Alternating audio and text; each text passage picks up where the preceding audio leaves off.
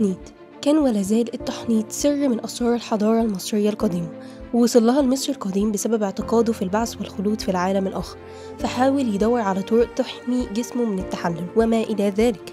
ففي البداية كان بيتم وضع الجسم في الرمل الساخن عشان يحافظ عليه، ولكن لقى إن هو بيتعرض للتلف، ومن هنا جات له فكرة التحنيط.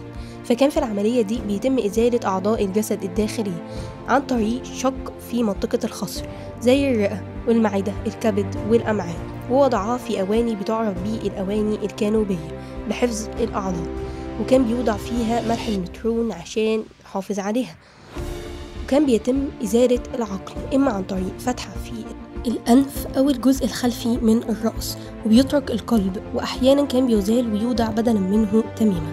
عملية التحنيط كلها كانت بتستغرق 70 يوم، منها 40 يوم كان بيوضع الجسم في محلول ملح النترون عشان يجف ويزال منه أي السوائل.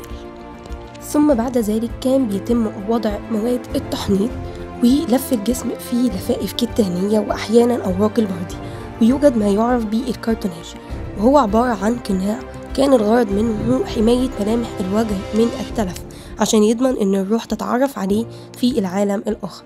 وفي سؤال كنت دايما بسأله، ليه دايما المومياء بيكون لونها اسود؟ واللي عرفته ان ده بسبب مواد التحنيط واللي بتتأثر بعوامل الزمن، او لان مواد التحنيط ذاتها كان بتحتوي على الوان غامقة. وبس كده، اتمنى تكونوا استفدتوا، واستنوني في فيديو جديد.